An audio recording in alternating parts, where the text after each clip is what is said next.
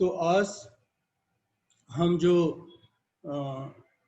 Topic में जा रहे वो हैं हमारा आचार्य बिंद श्रील गौर किशोर दास बाबा जी महाराज।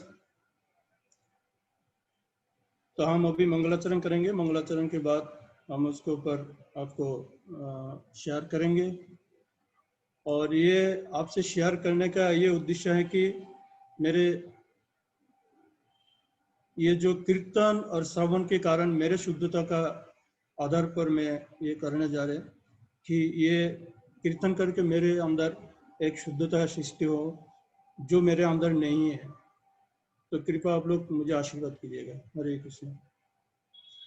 ओम अज्ञानम तिमिरम दस्य ज्ञानम जनाशुलाकया चक्षुर्मिलितं येन तस्मै श्री गुरुवे नमः। श्री चैतन्य मनोभीष्टं स्थापितं येन भूतले स्वयं रूप कदा मह्यं ददाति स्वपदान्तिकं। वन्देऽहं श्रीगुरु श्रीयुतपदकमलं श्रीगुरून् वैष्णवांश श्रीरूपं साग्रजातं सहगण रघुनाथान्वितं तं सजीवं साद्वैतं सावधूतं परिजनसहितं कृष्णचैतन्यदेवं श्रीराधाकृष्णपदां सहगण ललिता श्रीविशाखान्वितांश च। नमोऽयं विष्णुपादाय कृष्णपृष्ठाय भूतले श्रीमते जयपताका स्वामिनिति नामिने। नमो आचार्यपादाय निताय कृपापदायिने गौरकथा दामोदाय नगरग्रामतारिणे। नमोऽयं विष्णुपादाय कृष्णपृष्ठाय भूतले श्रीमते भक्तिवेदांत स्वामिनिति नामिने। नमस्ते सरस्वती देवे गौरवाणी प्रचारिणे निर्विशेष शून्यवादी पाश्चात्यदेशतारिणे। वंचाकल्पतरुभ्यश्च कृपा सिन्धुभ्येव च पतितानां पावनेभ्यो वैष्णवेभ्यो नमो नमः। नमो महावदन्याय कृष्णप्रेम पदायते कृष्णाय कृष्णचैतन्य नाम्ने गौरतिसे नमः। पञ्चतत्मयहं कृष्ण भक्तरूपस्वरूपकं भक्तावतार भक्ताक्षं नमामि भक्तिशक्तिकम्। हे कृष्ण करुणा सिंधु दीनबंधु जगत्पते गोपेश गोपिका कांत राधाकांत नमस्तुते। तप्त कांचन गौरांगी श्रीराधे वृंदावनेश्वरी विश्वानुसुते देवी प्रणमामि हरिप्रिये। जय श्री कृष्ण चैतन्य प्रभु नित्यानंद श्री अद्वैत गदाधर श्रीवासादि श्री गौरभक्तवृंद। हरे कृष्ण कृष्ण कृष्ण हरे हरे हरे राम राम राम हरे हरे। मोकां करोति वाचालं पंगुलंघयति गिरि यत्कृपातमहं वन्दे परमानन्दमाधवम्। श्री गुरु दीनतारिण श्री चैतन्य परमेश्वर। नमो गौरकिशोराय साक्षात् वैराग्यमूर्तये विप्रलम्बर शम्भुदे पदं भुजयते नमो नमः। हरे कृष्णा। तो ये कोई भी जो गुरु तत्व हैं, तो गुरु तत्व के बारे में बोलना एक्चुअली हमारा योग्यता नहीं है, तो फिर भी आपको प्रेरणा से हम कोशिश करेंगे कि जो भी हम गुरुजनों से सुना है और ग्रंथ का आधार पर हम शेयर करेंगे। शास्त्रों में कहते कि ये जो गुरु वर्ग का कथा क्यों सुनना है और क्या हमारा लाभ होता है, तो इसका आधार पर जब पद्म पुराण में, पहले मैं आदि पुराण का एक श्लोक आपको बताता हूँ। ये चैतन्य चरितामृत का मध्य लीला 11वां अध्याय 28 नंबर श्लोक है। तो इसमें भगवान अर्जुन से कहते हैं कि ये में भक्ता जना पार्थ न में भक्ता च थे जना मत भक्ता नाम च जे भक्ता ते में भक्ता तमामतः। अर्थात भगवान कहते कि हे अर्जुन, हे पार्थ, जो मेरे भक्त हैं, जो मेरे को आराधना करते हैं, सच्चाई में वो मेरे भक्त नहीं है। तो मेरे भक्त कौन है? जो मेरे भक्त का आराधना करते हैं। जो मेरे भक्त का आराधना करते हैं वो मेरे सबसे प्रिय भक्त हैं। तो इसीलिए समझिए कि भगवान क्या चाहते हैं। तो भगवान भी चाहते हैं कि भगवान का जो भक्त हैं उनके दौरान हम भगवान को प्राप्ति कर सकते हैं। तो इसलिए हमारा परंपरा, शिक्षा परंपरा और दीक्षा परंपरा दोनों है। तो शिक्षा परंपरा हमें क्या कहते हैं कि भगवान कौन है, कैसे भगवान का साथ संबंध जोड़ना और कैसे भगवान का सेवा करना। और भगवान क्या कहते हैं, क्योंकि जब कुरुक्षेत्र में भगवान अर्जुन को बताया था अपना भगवान का रूप ज्ञान, भगवान का ऐश्वर्य, भगवान का सभी लीला का वर्णन उन्होंने कुरुक्षेत्र में अर्जुन को दिया था।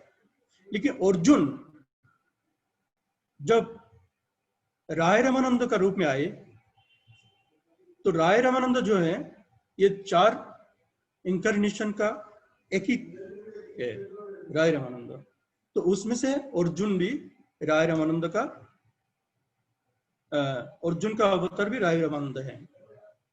तो भगवान इसलिए पहले द्वापर युग में भगवान अर्जुन को कहा और कलियुग में भगवान अपना भक्तों से अपना कीर्तन सुना। वो कौन है? राय रामानंद। तो इसलिए भगवान चाहते कि भगवान का जो भक्त हैं, अभी किसी ने कहा था ना कि भगवान सब कुछ देते हैं। प्रभु जी ने कहा था कि भगवान सब कुछ देते लेकिन भक्ति चुरा नहीं पाते और भक्ति देते भी नहीं। तो भक्ति हमको प्राप्ति करना है किसका माध्यम से? एकमात्र भगवान का भक्त के माध्यम से। तो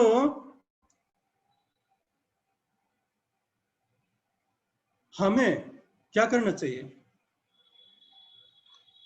हमें करना चाहिए कि जो पूर्वजन आचार्य हैं और जिनसे हम शिक्षा ले सकते हैं, जो अपना परंपरा का अंदर है, उनसे हम अच्छे से शिक्षा प्राप्ति करें और अच्छे से शिक्षा प्राप्ति करके हम आगे बढ़े। ऐसे ना कि हमको जैसे कोई भी किसी का भी हम ग्रंथ पढ़ना, किसी का भी लेक्चर सुनना, तो हम कभी आगे नहीं बढ़ सकते। जो हमारा सीरियली परंपरा है तो उनका हमको फॉलो करना चाहिए। कुछ ऐसे लोग हैं जो लेक्चर देने के लिए, कुछ ऐसे बोलते हैं ना बहुत अच्छे से सुनाने के लिए, वो क्या करते हैं, आदर्श परंपरा का भी वो शिक्षा लेके आ जाते। तो श्रील प्रभुपाद उसको बहुत निंदा किया है, उसको बहुत निंदा किया। मैं आगे आपको बताऊंगा इसको। तो पद्म पुराण में अपना महादेव पार्वती को क्या कहते हैं कि आराधना नाम सर्वेशम विष्णु आराधना परम। अगर आराधना है तो आराधना में सबसे श्रेष्ठ आराधना कौन सा है? विष्णु का आराधना। तो विष्णु का आराधना से भी कौन से श्रेष्ठ है? बोलते तस्मात् परम तरम देवी, हे देवी तस्मात् परम तरम देवी तदीयनम समर्चनम। इससे भी, विष्णु से भी सबसे महत्वपूर्ण आराधना है जो विष्णु का भक्त है। तो पार्वती को भगवान शिव अपना भी बता सकते थे। जो शिव भक्त हैं तो वो कह सकते हैं कि अरे भगवान शिव भगवान है, पुण्य भगवान है। अगर पुण्य भगवान शिव हैं तो शिव भगवान अपना पद्म पुराण में क्या कह रहे हैं कि आराधना नाम सर्वेशम विष्णु आराधना परम है। और आगे क्या कह रहे हैं कि उससे भी श्रेष्ठ आराधना कौन सा है? तस्मात् परम तरम देवी तदीयनम समर्चनम। तो इसीलिए हम जो आचार्य बिंदु हैं उनका तिरुभाव, उनका आविर्भाव बहुत अच्छा से फॉलो करते हैं। लेकिन अपना आप देखेंगे जो बड़ा बड़ा जेनियस पर्सन जैसे प्रेसिडेंट है, जो अपना राज्य का प्रेसिडेंट हो, बहुत बड़े बड़े लोग हैं, तो उनका जन्मदिन मनाए जाते हैं, लेकिन उनका शुभ सभा एक ही दिन मनाया जाता है, बार बार नहीं बनाते। लेकिन आचार्य रूप का जो तिरुभाव और आविर्भाव ये दोनों समान है। क्यों? जैसे कि दिन में सूरज उठता है, सब लोग देखते हैं कि दिन में सूरज उठता है, सूर्य दिन में उदय होते हैं। तो कभी कभी देखा जाता है कि मेघ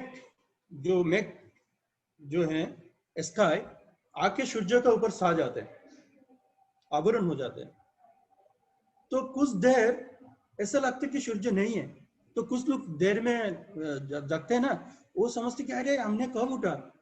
ऐसा तो नहीं है कि बिल्कुल अभी जैसे बरसात का दिन है तो मैं कैसे सो जाते कि उसको लगता कि अरे टाइम देखते हैं, ऐसा तो नहीं है मैं शाम को उठ गया। वो देखते कि नहीं ये सुबह का टाइम है। तो सूरज कभी कभी आके मैं कभी कभी आके सूरज का सामने आ जाते हैं, लेकिन ज्यादा देर वो टिक नहीं पाते। क्यों? क्योंकि कृष्ण सूर्य सम माया अंधकार, जहां कृष्ण तहा नहीं माया अधिकार। तो जो कृष्ण सूर्य समय है, तो सूर्य का जो ताप शक्ति है वो अपना जो मेघ है उससे भी बराबर से इसको भी हटा देते हैं। तो इसीलिए गुरु जो है वो हमारे लिए सूर्य समान है। वो सूर्य समान क्यों है? जैसे कल ना परसों प्रभु जी ने क्लास दे रहे थे, प्रभु जी 2 बार क्लास में अपना मंगलाचरण में बताया, मंगलाचरण के बारे में बताया कि मंगलाचरण बहुत इंपॉर्टेंट है। क्यों इंपॉर्टेंट है? क्योंकि अज्ञानम तिमिरम दस्य ज्ञानम जन शलाकया चक्षुर उर्मिलितम जन तस्मै श्री गुरुवे नमः। इसका मतलब यह है कि जैसे कि आप चाकू से सब्जी काटते हैं, तो चाकू से जब आप सब्जी काटते हैं, अगर चाकू में धार नहीं है तो सब्जी काटेगा नहीं है। तो जो व्यक्ति धार देते हैं उनको पास जाके इसको धार देके लेके आ जाते हैं। तो धार मीन्स चाकू का ज्ञान है कि उस सब्जी को काट के फेंक देते हैं। उसी तरह हमारे लिए चाकू कौन है? अपना गुरु। तो गुरु हमारा अंदर जो मौलिनता है कि अज्ञानम तिमिरम दृश्य, जो अज्ञानता है उसको काट के फेंक देते हैं और अंधकार से हमको आलो में लेके आ जाते हैं। और फिर हमको अच्छा क्या है बुरा क्या है हमको समझ में आते हैं।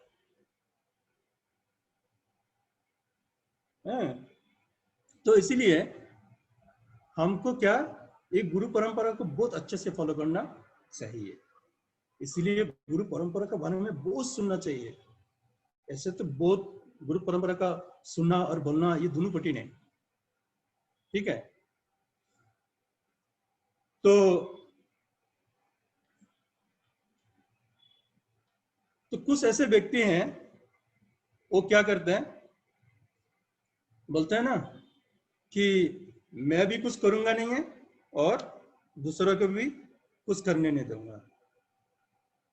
तो ऐसे व्यक्ति के बारे में कहा जाता है कि वो अंधा है। वो किया अंधा, कौन सा अंधा है? वो ज्ञान उसका अंदर नहीं है, जिसके कारण वो अंधकार में है। तो अंधकार में व्यक्ति कभी अपना दिख खुद देख नहीं पाते, उनको किसी ना कोई उसको पकड़ के लेके जाना पड़ता है। उसको जब तक पकड़ के नहीं लेके जाएगा तो वो किधर भी गिर जाएगा। अगर सामने कोई गत्ता है तो तुरंत गिर जाएगा। उसी तरह हम लोग अंधा है, हमें पकड़ के लेके जाते हैं हमारा गुरुदेव। और जो व्यक्ति डिस्टर्ब करते हैं तो उसमें क्या कहते हैं कि श्रुति स्मृति पुराण आदि पंचरात्र विधि बिना ऐकांतिक हरि भक्ति उत्पातः कल्पते। ये ब्रह्म जामल ये ग्रंथों में ये कहते कि श्रुति स्मृति पुराण आदि पंचरात्र विधि बिना।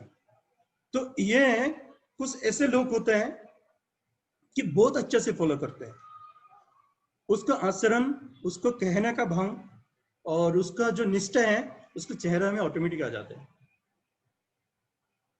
वो कैसे? अगर जैसे कि हम आपसे कुछ कह रहे हैं तो कहने के बाद हमने छोड़ दिया, हाँ कह दिया से खत्म, लेकिन हम पालन कर रहे कि नहीं कर रहे उसमें कोई मतलब नहीं है। तो इसमें क्या कह रहे हैं? श्रुति स्मृति पुराण आदि पंचरात्र विधि बिना ऐकांतिक हरि भक्ति उत्पाते कल्पते हैं। उत्पाते कल्पते कि कुछ लोग ऐसे करते कि वो अपना भक्ति दिखवा भक्ति करते हैं, बिल्कुल ऐसे लगते कि बहुत अच्छा भक्त हैं, बहुत कुछ करते हैं, लेकिन वो भक्ति नहीं करते हैं, वो ठगबाज है।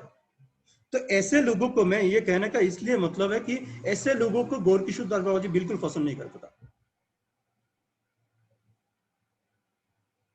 ऐसे लोगों को बिल्कुल पसंद नहीं करता था। हालांकि गौर किशोर दास बाबा जी महाराज के पास कुछ भी नहीं था, ना कोई उनके पास मटेरियल धन था, ना कोई मटेरियल योग्यता था। आज का युग में अगर कुछ प्रवचन देने जाएंगे व कोई देश विदेश में जाएंगे, पहले आपको बोलते हैं प्रभु जी आपका क्वालिफिकेशन क्या है, प्रभु जी आप क्या करते हैं, प्रभु जी आप मंदिर में क्या करते हैं, पूछा जाता है। अरे बाबा क्यों? क्योंकि इसमें बहुत सारा क्वालिटी का लोग आते हैं तो उनको समझाना पड़ते है। अरे प्रभु जी IIT करके आया, प्रभु जी एमटेक करके आया, प्रभु जी बहुत बड़ा इंजीनियर है, अरे कैसे भक्ति में आ गया? ये सब एक्चुअली ढंग है। मैं तो कहती ये बिल्कुल नहीं चाहिए। जो सुनने वाला व्यक्ति, जो अच्छा भक्ति करने वाला व्यक्ति, वो कभी इसके ऊपर आधारित नहीं होगा, उसके ऊपर कभी आधारित नहीं होगा। वो किसके ऊपर आधारित होगा? वो भक्ति के ऊपर आधारित होगा। उसको क्वालिटी तो उसको क्वालिटी से हम क्या करेंगे? किसी का क्वालिटी से हमसे कोई मतलब नहीं है, एक ही क्वालिटी से मतलब है, वो है हमारा भक्ति। अगर उनका अंदर निष्ठा भक्ति परायण है तो समझो वो हमें भी आगे लेके जाएगा और वो भी खुद आगे बढ़ेगा। अगर समझो नहीं, उसको जैसे अभी बहुत सारा लोग आ गया NIT से IT से एमटेक करके ये करके वो करके, अरे पहले उनको बर्तन मांजने दो, फिर देखेगा NIT कहा जाएगा, उसको एमटेक कहा जाएगा। अगर उनके अंदर भक्ति है पहले बर्तन और झाड़ू में लगाया जाएगा, फिर जाके उनका जो योग्यता है वो माटी के साथ मिला हुआ होना चाहिए। उनका योग्यता एक ही होना चाहिए, कौन सा योग्यता? कि हरि भक्ति परायण हो।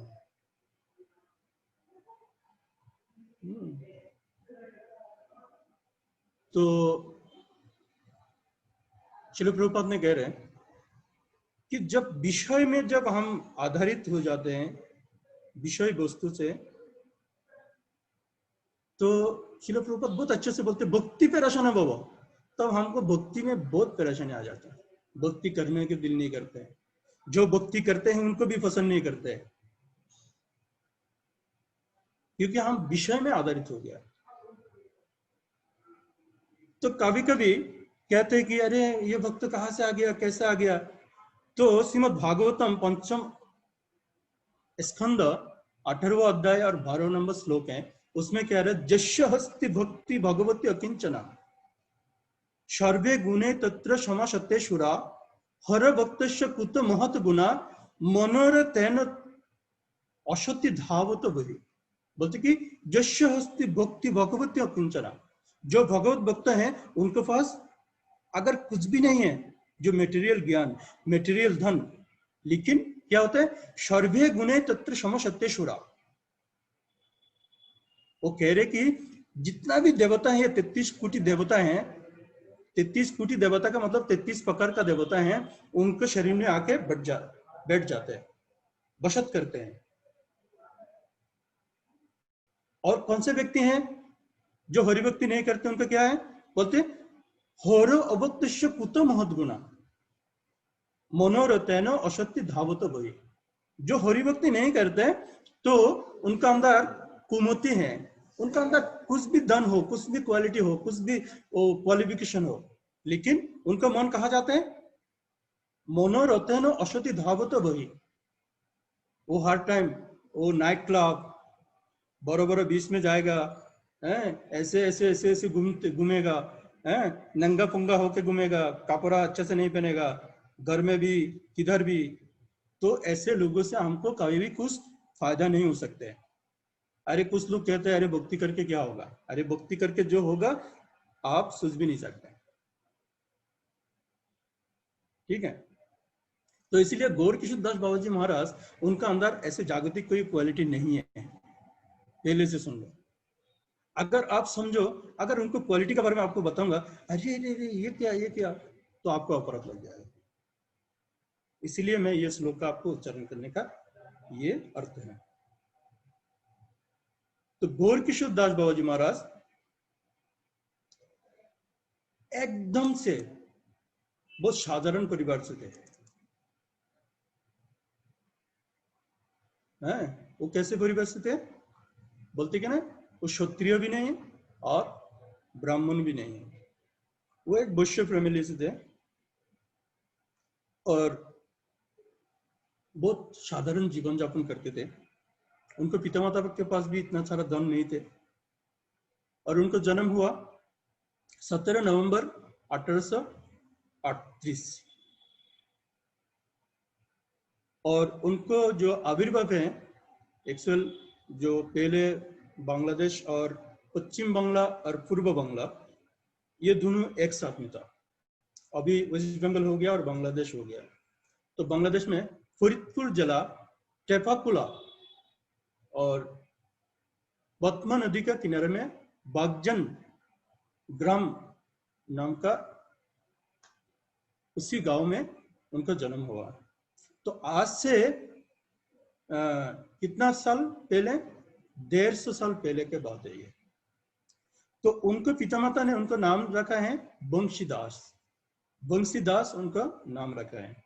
तो उनके पिता माता का जो नाम है, हमारा जो लेखक है तो उनको मिला नहीं है, वो अज्ञात है।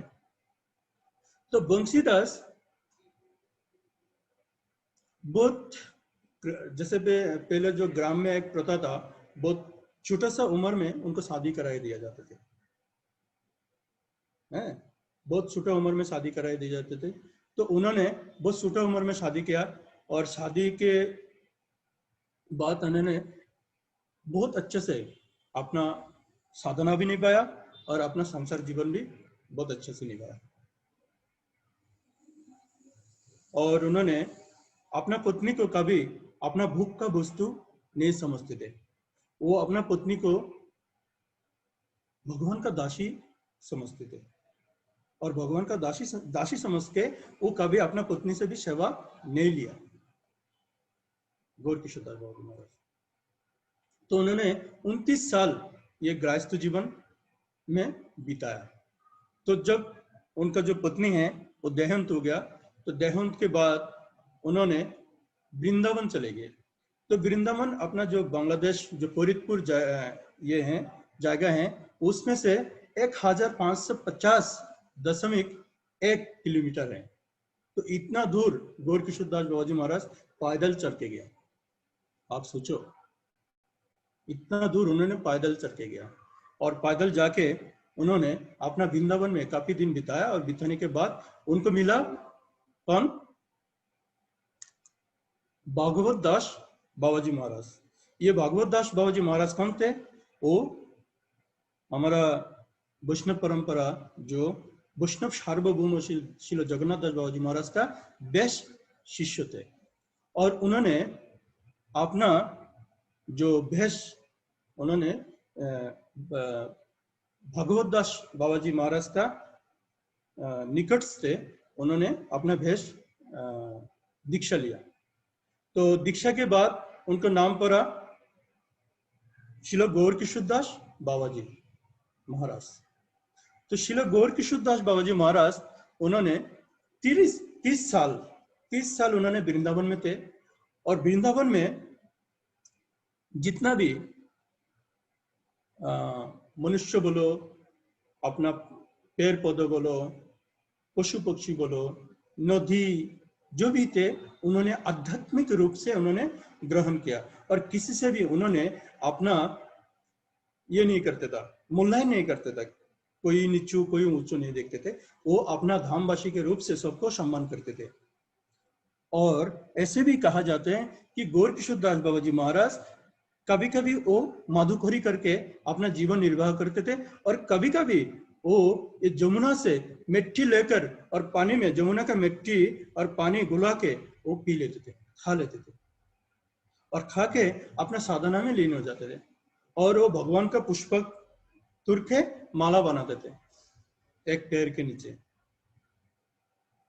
तो गौर किशोर दास बाबा जी महाराज जो 12 वन है, द्वादश जो वन है, वो वन पूरा परिक्रमा करते थे। और कभी कभी वो उत्तर भारत और अपना जो गौर मंडल भी परिक्रमा करने के लिए आते थे। तो गौर मंडल परिक्रमा और उत्तर भारत में जब जाते थे तो उनको और भी बाबा जी का साक्षात हुआ। उसमें से एक बाबा जी जो है स्वरूप दास बाबा जी, एक ये श्री क्षेत्र में उनको मिला, और कालना में उनको श्री भागवत दास बाबा जी से मिला, और पुलिया में उन्होंने चैतन्य दास बाबा जी से मिला। ये कोई साधारण बाबा जी नहीं थे जिनके लिए उनका नाम इधर लिया गया। तो 30 साल के बाद जब ये नवद्वीप में आना जाना करते थे, तो एक बार ये 1300 बंगाब्द, तो उस टाइम श्री चैतन्य महाप्रभु का जो आविर्भाव स्थली है उसका पुनरुद्धार किया था श्रील भक्तिविनोद ठाकुर।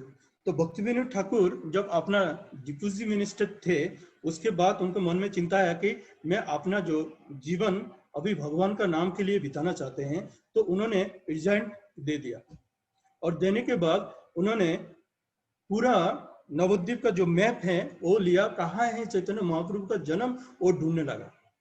और ढूंढते एक दिन एक मुस्लिम कहने लगा, ये एक जगह है जिसमें हम फसल बुनाते हैं, लेकिन उसमें कोई फसल होता ही नहीं है बिना तुलसी। अगर धान का रूप करते तो वो तुलसी का रूप में आ जाते, कोई भी पौधा लगाते वो तुलसी का पौधा में परिवर्तित हो जाते हैं। तो इसीलिए इस जगह को चुनने के लिए उन्होंने श्रील जगन्नाथ दास बाबा जी महाराज को लेकर आए, जो उनका गुरुदेव थे। ये भागवत दास बाबा जी का भी गुरुदेव है, और श्रील भक्तिविनोद ठाकुर का भी गुरुदेव है ये जगन्नाथ दास बाबा जी महाराज। तो जगन्नाथ दास बाबा जी महाराज को जब लेके आया उस स्थान में, तो जगन्नाथ दास बाबा जी 121 साल उनका उम्र थे, तो चल नहीं पाते थे, ऐसे थे। आप देखेंगे फोटो में जगन्नाथ दास बाबा जी ऐसे रहते थे, तो वो चल नहीं पाते थे और बहुत एकदम ये नहीं कर पाते थे। तो उनको एक झुरी में लेके छर में लेके आया उस स्थान में। जैसे उस स्थान में आया तो उन्होंने झुरी से जन्म मारा और नाचने लगा, ये है चैतन्य महाप्रभु का आविर्भाव स्थली, ये है चैतन्य महाप्रभु का आविर्भाव स्थली। ऐसे करते करते उन्होंने कीर्तन करने लगा, हरे कृष्ण कृष्ण कृष्ण हरे हरे, हरे राम राम राम हरे हरे, ऐसे करके कीर्तन करने लगा। और फिर उस जगह को श्रील भक्तिविनोद ठाकुर ने अपना जो चैतन्य महाप्रभु का आविर्भाव स्थली रूप में उन्होंने पुनः प्रकट कराया। तो वो साल था 1300 बंगाब्द। तो उस टाइम गौर किशोर दास बाबा जी महाराज आए थे इस प्रोग्राम में।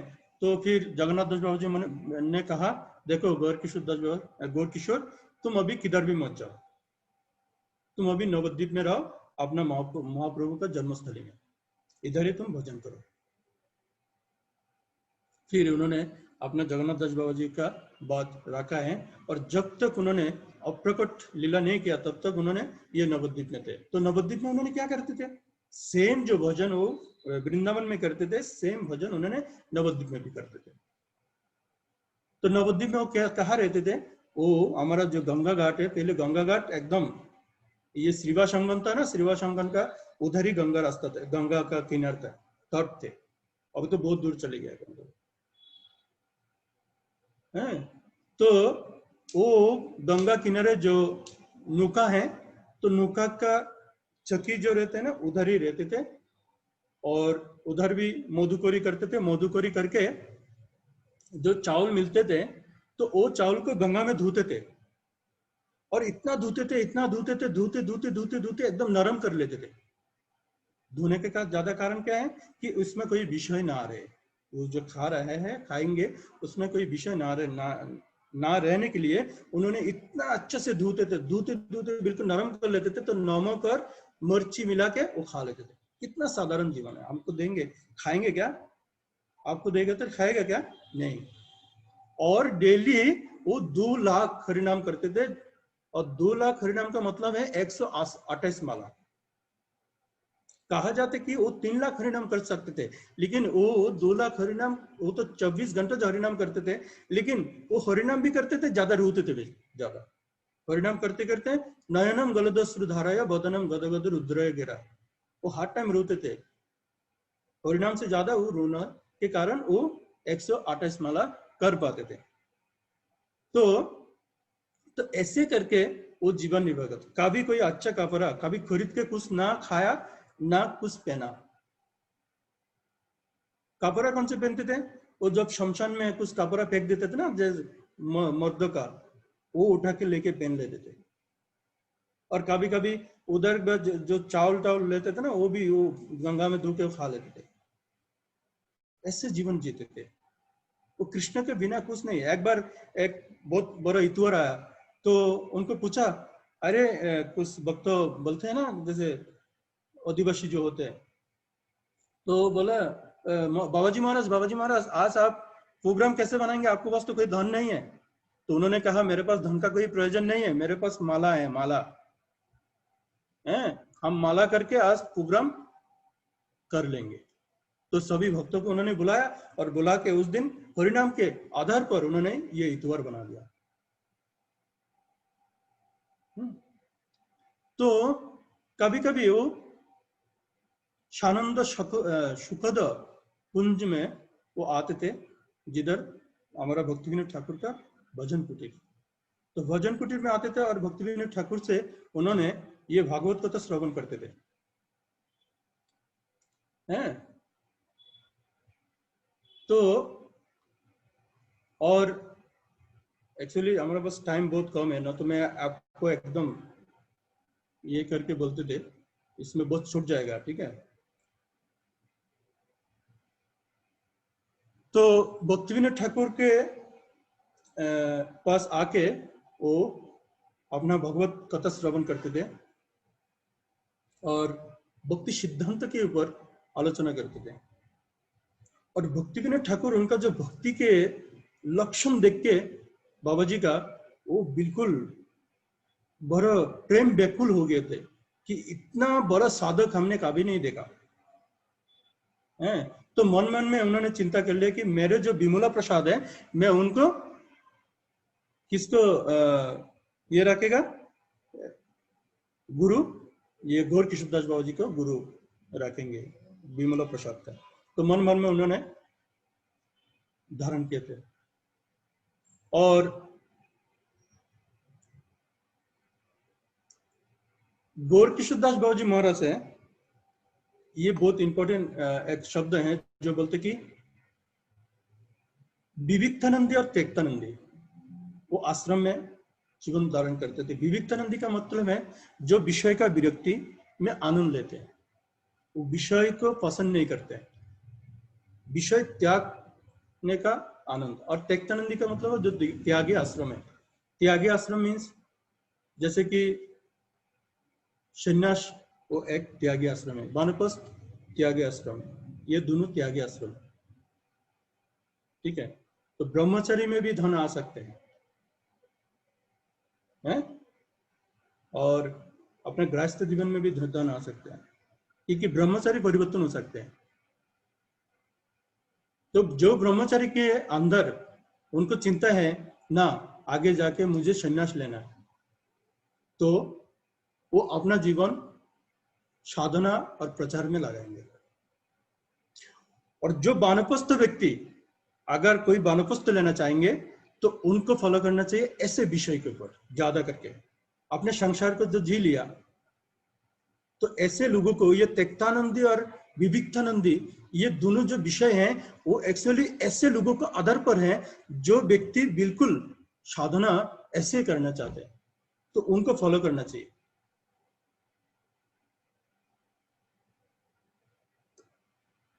जो समझो कि जो व्यक्ति वानप्रस्थ लेना चाहते हैं तो उनको क्या करना चाहिए, उनको ज्यादा लोगों से भी कांटेक्ट नहीं रख सकता।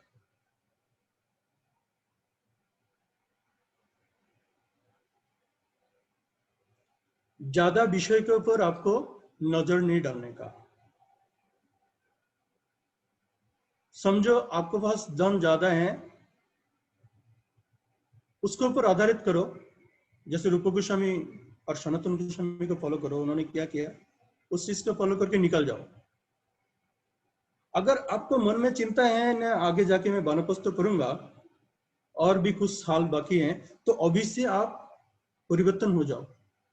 पहले कॉन्ट्रैक्ट से परिवर्तन हो जाओ, कॉन्ट्रैक्ट सीमित कर लो। ऐसे लोगों से संबंध करो जो संबंध करने से आपको भक्ति में आगे बढ़ाएगा, विषय में नहीं है। बोलते हैं ना, हम एक बार ब्रह्मचारी क्लास कर रहे थे, तो ब्रह्मचारी क्लास में ये नहीं कहना चाहिए फिर भी कह रहे हो।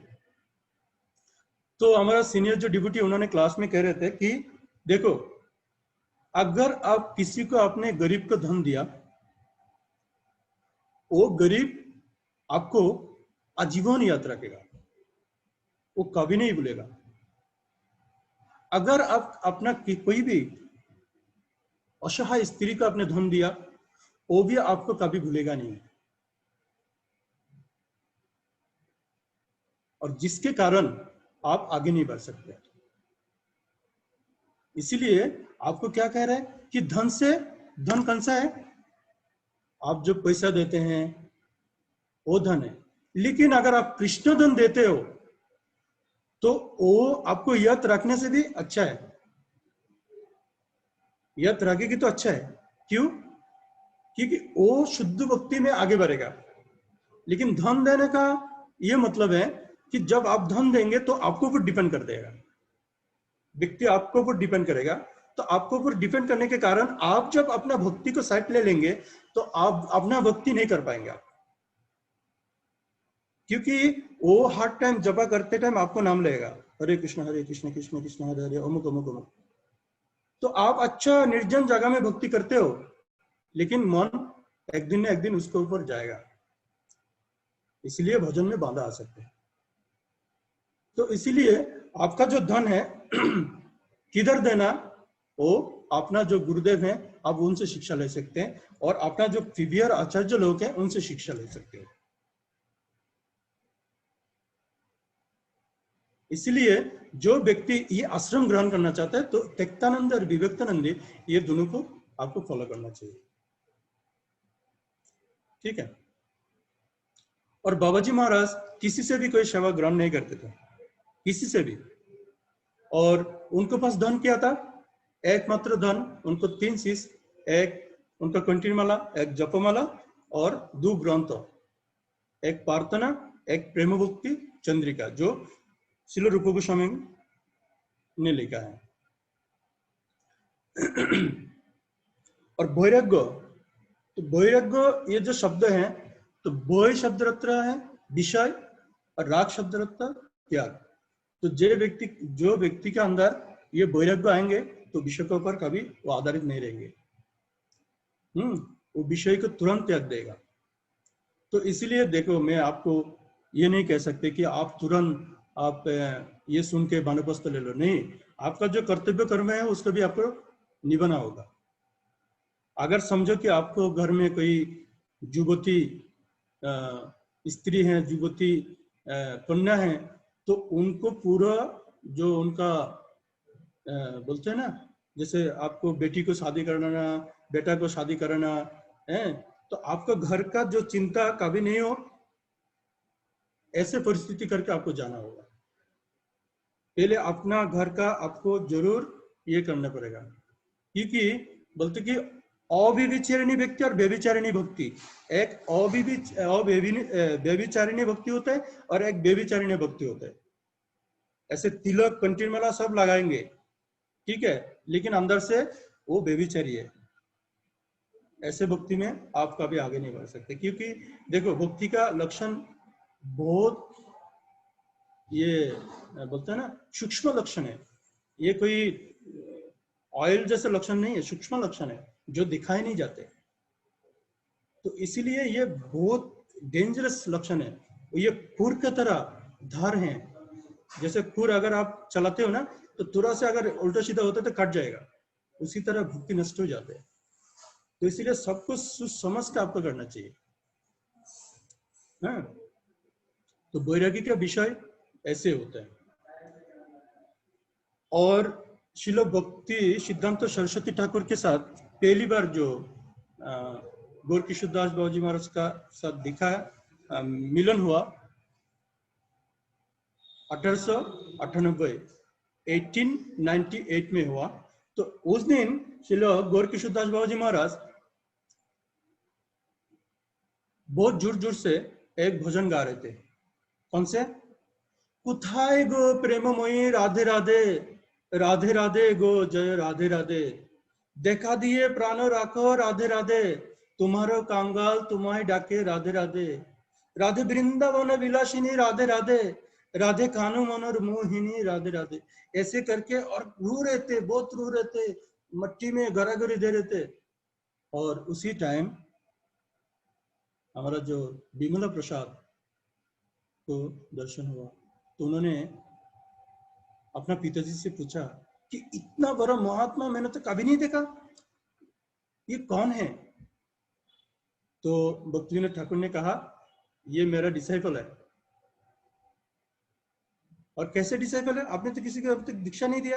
बोलते ये शिक्षा डिसाइपल है, ये मेरे पास आते हैं और भागवत कथा श्रवण करते हैं। और ये शिष्य किसका है? ये भागवत दास बाबाजी महाराज का शिष्य है, जो हमारा गुरु भाई है। तो उन्होंने अपना उनका परिचय दिया। और फिर उन्होंने निर्धारित किया कि हमने तो बहुत दिन से गुरु ढूंढ रहा था, कि हमने सोच रहा था कि मेरे जैसा ज्ञानी कोई नहीं है।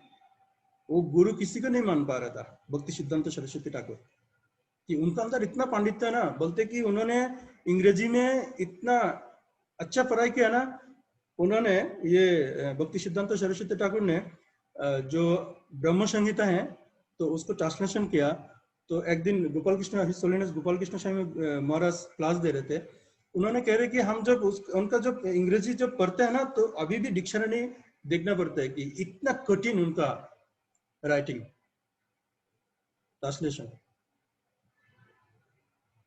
तो बहुत अच्छा पढ़ाई किया। उनको दो पंडित थे, एक आध्यात्मिक एक भौतिक, दोनों पंडित तो एकदम जबरदस्त थे, इसीलिए वो किसी का घमंड नहीं करते थे।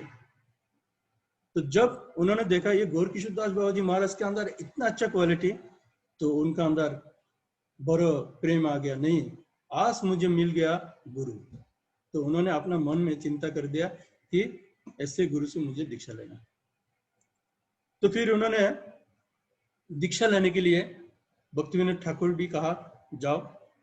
जब उनको दीक्षा लेने का समय आया तो उनको दीक्षा कब हुआ? 1900 साल 1900 ख्रीष्टाब्द मतलब उनका दीक्षा हुआ। और दीक्षा के बाद उनका नाम हुआ श्रील भक्ति सिद्धांत सरस्वती गोस्वामी महाराज। तो भक्ति सिद्धांत सरस्वती गोस्वामी महाराज दीक्षा लेने के पहले उन्होंने काफी बार उन्होंने गौर किशोर दास बाबा जी महाराज के पास गए थे दीक्षा के लिए। बाबा जी महाराज मुझे दीक्षा दो। मेरे पिताजी ने बोला आपसे दीक्षा लेने के लिए। तो उन्होंने बोला देखो मेरे पास इतना क्वालिटी नहीं है जो तुमको दीक्षा दो, जाओ मैं तुम्हें दीक्षा नहीं दे सकते, तुम बहुत बड़े खानदान का लड़का हो और तुम्हारे पास बहुत पांडित्य है, मैं तो एक कंगाल है, मेरे अंदर कोई क्वालिटी नहीं है कि तुम्हें मैं दीक्षा दो। तो फिर वापस कर दिया। तो भक्ति विनोद ठाकुर के पास आके बोला मेरे को वापस कर दिया, मुझे दीक्षा नहीं दिया। भक्ति विनोद ठाकुर बहुत गर्म हो गया, जाओ फिर से। तो फिर से गया तो फिर उन्होंने वापस कर दिया। आबार फिर से गया, बोलते नहीं जाओ अभी जाओ, मैं महाप्रभु से पूछता हूँ और महाप्रभु अगर बोलेगा तो मैं तुमको दीक्षा देगा। फिर 2 दिन आप फिर गया, फिर जाने के बाद बोलते मैं महाप्रभु से पूछने भूल गया, बाद में आओ। तो फिर ऐसा फिर से आ गया, फिर गया, बोलते हैं ये जो पांडित्य है, ज्ञान और पांडित्य के आधार पर भक्ति नहीं मिल पाते हैं। तो ये बात करके फिर वापस आ गया। फिर उन्होंने चंद्रायन नामक एक व्रत किया, श्रील भक्ति सिद्धांत सरस्वती गोस्वामी महाराज। चंद्रायन व्रत का अर्थ है जैसे पहले दिन जैसे हम लोग पंचगव्य के ऊपर जब विष्णु पंच करते हैं ना, ऐसे चंद्रायन व्रत किया उन्होंने। तो चंद्रायन व्रत जब किया तो ये बहुत कठिन व्रत है। पहले दिन उन्होंने 15 स्पून उन्होंने कुछ खाते थे, फिर 15 स्पून से ऐसे जो 15 दिन एक पक्ष होते हैं ना अमावस्या के दिन, वो निराहार करते थे। तो ऐसे पूरा 1 महीने किया। तो 15 दिन जब हो जाते थे 1 स्पून आ जाते थे, एक एक करके कम होते थे। तो ये जो कठिन साधना देख के ना भक्ति विनोद ठाकुर को बहुत दुख आया। तो गौर किशोर दास बाबा जी को महाराज को बोला अरे बाबा जी महाराज आप मेरे बेटा को दीक्षा दे दो ना, वो बहुत कठिन भक्ति कर रहे। तो ऐसे करके फिर 1 महीने उन्होंने तपस्या करने के बाद फिर गौर किशोर दास बाबा जी महाराज के पास आया। और गौर किशोर दास बाबा जी महाराज के आने के बाद बोलते हैं महाराज बाबा जी महाराज अगर आप मुझे दीक्षा नहीं देंगे तो आज मैंने अपना जीवन ये गंगा में समाप्त कर देंगे। तो देखा गौर किशोर दास बाबा जी महाराज कि ये अटल है, ये दीक्षा का बिना कभी ये नहीं करेगा, मानेगा नहीं। फिर उन्होंने उनको दीक्षा दिया। और किधर दीक्षा दिया? वो श्रील भक्ति विनोद ठाकुर का जो भजन कुटीर है सानंद सुखद कुंज, उधर ही उन्होंने ये 90 साल जो इंग्रेजी का 90 साल, तो उस दिन उनको दीक्षा दिया। तो उसमें ये कहा जा रहा है कि जिस दिन उनको दीक्षा दे रहे थे उन्होंने बोला विमला प्रसाद जाओ आज तुमको मैं दीक्षा देगा। अचानक जाओ गंगा में जाके नहार के आओ। तो नहार के आया। तो नहार के आने के बाद गौर किशोर दास बाबा जी महाराज अपना चरण का तो धूली लेके शिला भक्ति सिद्धांत सरस्वती गोस्वामी महाराज का पूरा शरीर में लेपन कर दिया। और जैसे शरीर में लेपन किया ऐसे भक्ति सिद्धांत सरस्वती महाराज का उनका जो जागतिक जो क्वालिटी थे यूं चले गए।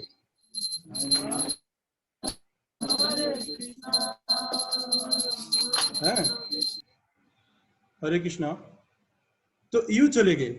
और जैसे फिर उन्होंने अपना मंत्र ग्रहण किया और मंत्र ग्रहण करके उनका नाम हुआ श्रील भक्ति सिद्धांत सरस्वती गोस्वामी महाराज। और कहा जाता है कि ये जो गौर किशोर दास बाबा जी महाराज का जो भक्ति जीवन है उनके साथ किसके साथ तुलना किया गया?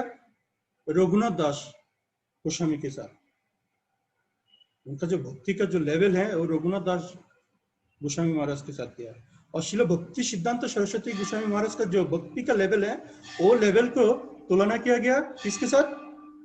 रामानुज आचार्य के और श्रील नरोत्तम दास ठाकुर के।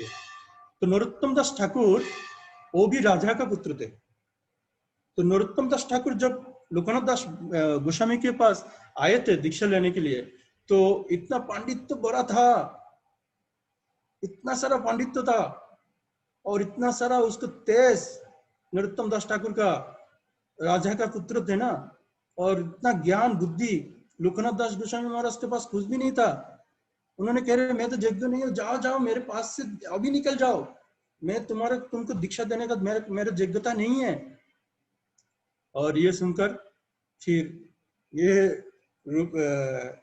नरोत्तम दास ठाकुर तो नासिर बंदा, वो तो जाएगा नहीं है। तो उन्होंने क्या किया, अपना गुरु को अपनाया। कैसे? तद्विधि परि प्रश्नेन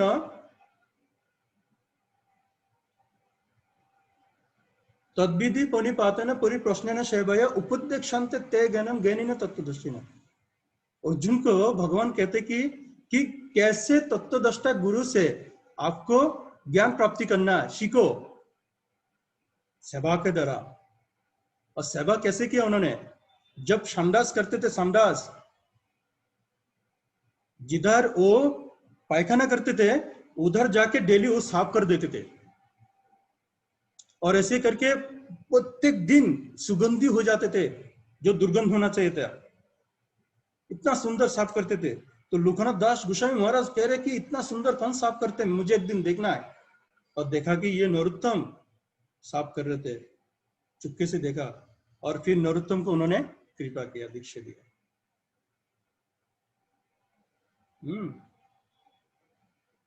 तो इसीलिए ऐसे पूर्व आचार्य का ये जो ज्ञान प्राप्ति कैसे हुआ, कौन थे, ये विषय जानना बहुत महत्वपूर्ण है हमारा खुद का भक्ति के लिए। जो क्वालिटी है वो डाउन करना, और जिनका अंदर क्वालिटी नहीं है उनको क्वालिटी बनाना, ये दोनों जरूरी है। क्वालिटी कैसे बनते हैं? भक्ति के आधार पर। और क्वालिटी कैसे डाउन होता है? भक्ति के आधार पर। दोनों भक्ति है।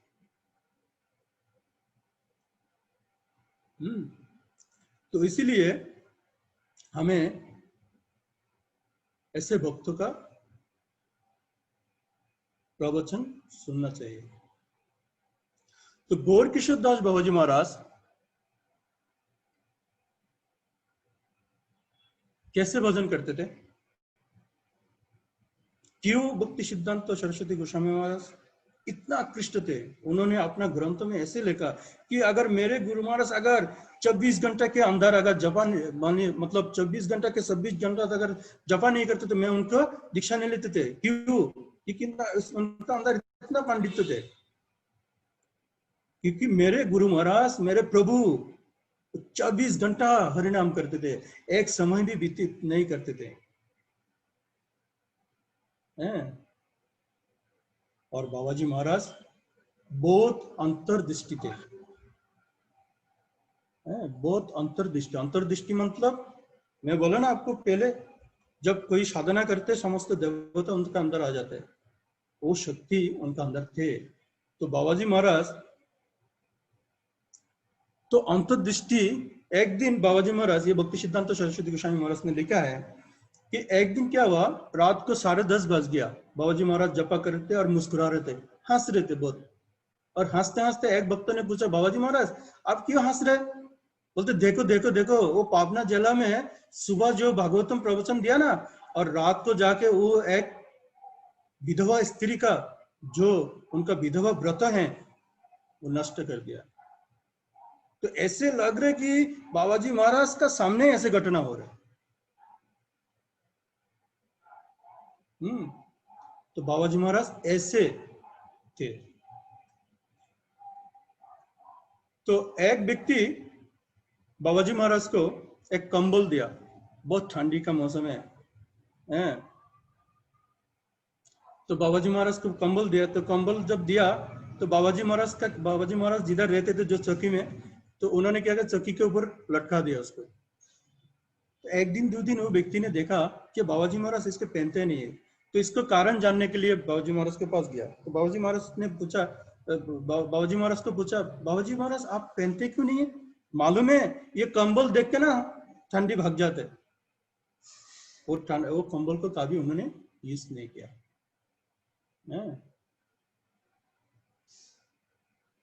तो बाबाजी महाराज के पास एक बार नवद्वीप धर्मशाला का जो अधिकारी, ये गिरीश बाबू, तो गिरीश बाबू का स्त्री जो ना एक दिन बाबाजी महाराज को कहा, बोलते बाबाजी महाराज आपको इधर तो बहुत तकलीफ हो रहा है, आप आ जाओ, मैं अच्छे से भजन कुटीर बना दूंगा, तो आप उधर आके भजन करो।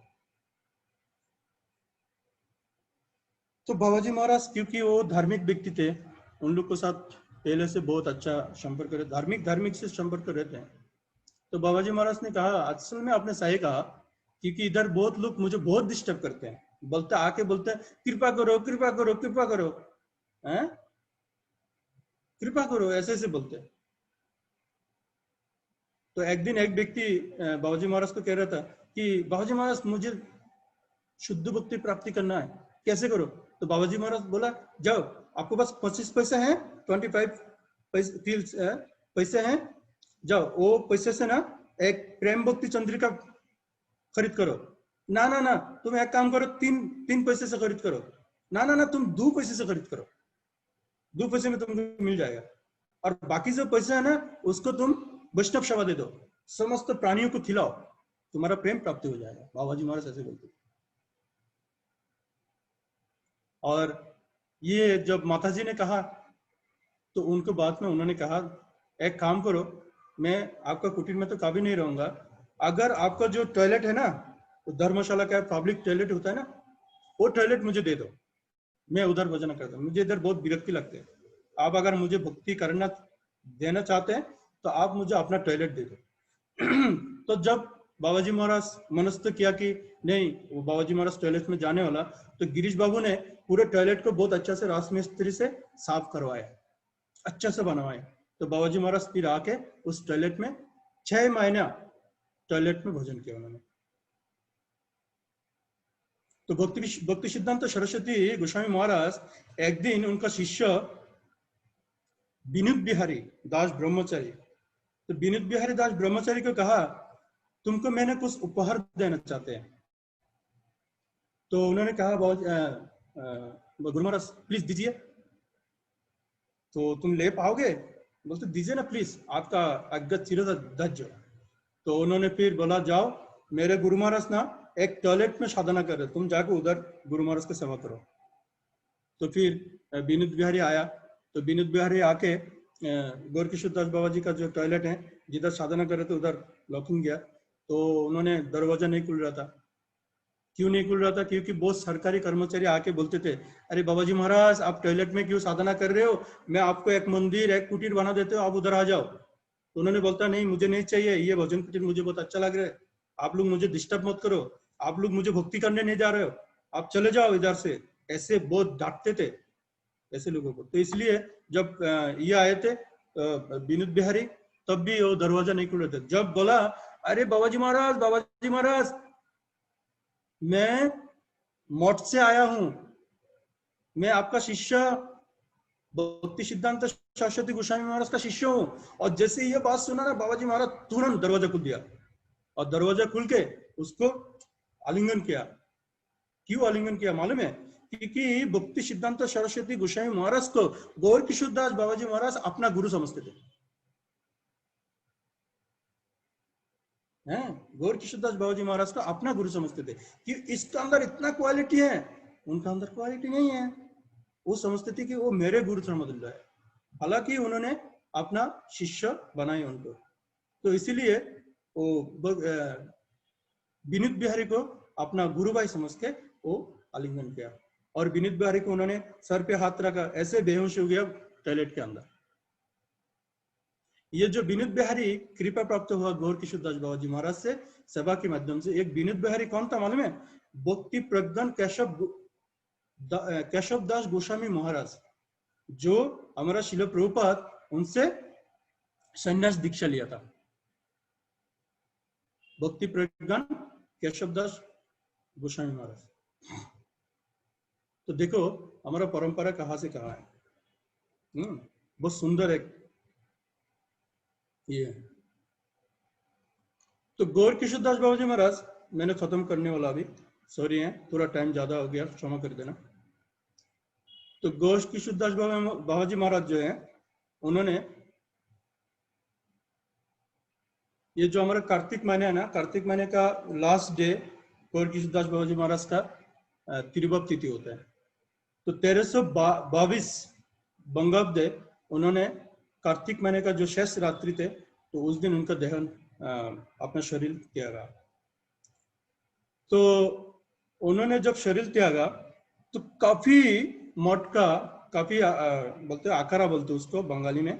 तो मोटका ना बाबाजी लोग आके उन्होंने उधर तर्क करने लगा कि बाबाजी महाराज को कौन लेके जाएगा। ठीक है, क्यों? क्योंकि उन लोग को मालूम है ये बाबाजी महाराज को अगर हम समाधि देंगे तो हमारा एक पैसे का रास्ता खुल जाएगा। तो इसीलिए कोई ना कोई उसको लेके जाना चाहते थे। जब भक्ति सिद्धांत सरस्वती गोस्वामी को पता चला कि बाबाजी महाराज का देहांत हो गया तो उन्होंने तुरंत उधर आ गया और आके उन लोगों को बोला कि ये मेरे गुरुदेव हैं। तो उन लोगों ने बोला कि देखो ये तुम्हारा गुरुदेव हो सकते लेकिन तुम सन्यासी नहीं हो। उस टाइम वो सन्यासी नहीं थे, वो ऑनली ब्रह्मचारी थे, भक्ति सिद्धांत स्वामी। तो तुम लेके नहीं जा सकते। तो फिर उन्होंने तर्क किया। और कैसे तर्क किया? बोलते ठीक है तुम लेके जाओ। उधर एक दारोगा भी थे, ज्योतिष बाबू नाम करके। तो उन्होंने क्या तर्क किया? बोलते कि अगर 1 साल के अंदर कोई भी बाबा जी अवैध स्त्री संग नहीं किया तो मेरे जो गुरुदेव हैं उनको आप स्पर्श कर सकते हैं। अगर किसी ने भी किया तो इधर ही सर्वनाश हो जाओगे तुम लोग। तो ये बात सुन के सभी बाबाजी लोग डर गया कि भक्ति सिद्धांत सरस्वती महाराज जो हैं बहुत तेजस्वी थे। फिर बोला कि ठीक है अगर 6 महीने में किसी ने नहीं किया टास्क कर सकते हैं, स्पर्श कर सकते हैं, उसमें भी कोई नहीं। 3 महीने, 1 महीने, बोलते 3 दिन, अगर 3 दिन के अंदर अगर कोई स्त्री संग नहीं किया वो भी स्पर्श कर सकते। तो ये जो समय के अंदर आधारित कोई भी नहीं थे। फिर दारोगा बाबू ने पूछा अरे महाराज आप कैसे कह सकते कि उन लोग किसके ऊपर आप विश्वास करते हो? बोलते मैं अगर उन्होंने कह दिया उसी के ऊपर मैं विश्वास करूंगा कि उन्होंने अवैध संग नहीं किया, इतना कह दिया तो चलेगा। तो सभी बाबाजी लोग उधर से हट के चले गए और सभी बाबाजी लोग जाने के बाद उन्होंने फिर दारोगा बाबू भी, ज्योतिष बाबू भी चले गया, उनको प्रणाम देके बड़ा शर्मिंदा हो गया, फिर चले गया। और फिर भक्ति सिद्धांत सरस्वती ठाकुर अपना शिष्य लोग को बताने लगा देखो जैसे हरिदास ठाकुर देहांत हुआ था और हरिदास ठाकुर को श्री चैतन्य महाप्रभु ने अपना खुद में लेके हरिनाम करते हुए नाचते नाचते हरिदास ठाकुर का समाधि दिए थे, ऐसे सेम बाबाजी महाराज का समाधि हम देंगे।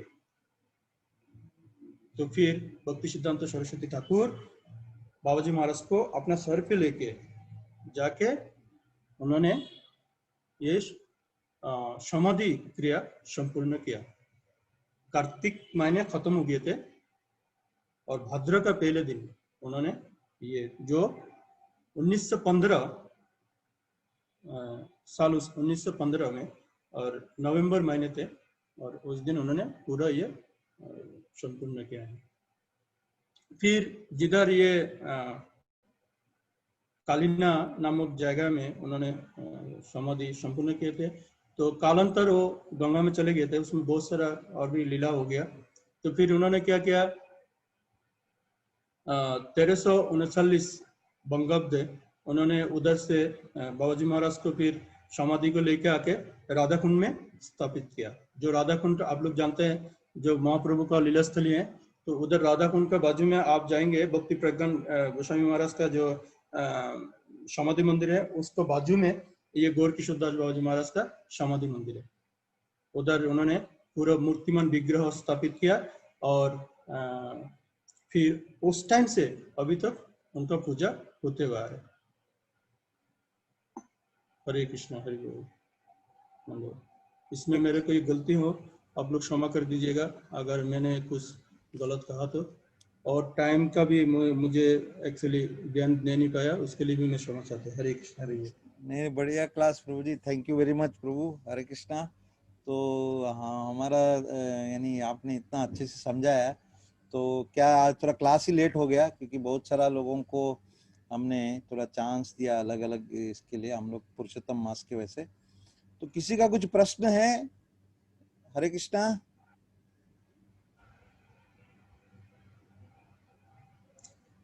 अगर प्रश्न नहीं है तो फिर प्रभु जी हम लोग हरे कृष्णा। हरे कृष्णा। हरे कृष्णा दंडोत प्रणाम। दंडवत प्रणाम प्रभु जी। प्रसन्न ही है, सुदामा प्रभु को दंडोत प्रणाम करता हूँ और बहुत बहुत धन्यवाद देता हूँ कि आपने अच्छे से क्लास दिया प्रभु, बहुत बढ़िया तरीके से, और कम समय के अंदर आप अच्छे से समझाते हो, इसलिए आपको बहुत बहुत दंडोत प्रणाम प्रभु। हरी हरी बोल। हरी हरी। आपका कृपा। हरे कृष्णा। अरे अरे हमारा क्या कृपा, आपका कृपा। हरी हरी। बस प्रभु जी फिर थोड़ा हम लोग कुछ 4-5 क्वेश्चन पूछ के प्रभु जी हम लोग आज का क्लास को इधर जस्ट 5 मिनट और लेंगे सभी का। मुझे पता है तो लेट है, तो 4-5 क्वेश्चन पूछ लेंगे प्रभु जी। हरे कृष्णा। तो सुखिशोर प्रभु जी मैं 4-5 क्वेश्चन पूछ के फिर आगे हम लोग इसको प्रोग्राम को विराम करेंगे, ठीक है? तो प्रभु जी ने एक एग्जाम्पल दिया था अर्जुन और भगवान कृष्ण का, और उसमें बताया था कि अर्जुन जो है द्वापर युग में आए थे, लेकिन उनका कलयुग में वो कौन से अवतार में आए थे? थोड़ा बोलो ना यार। हरे कृष्णा प्रभु जी, राय रामानंद। हरी हरी बोल। हरे कृष्णा हरे कृष्णा। तो बोलो ना उसको, कैसे नहीं करने का। हरे कृष्णा। Thank you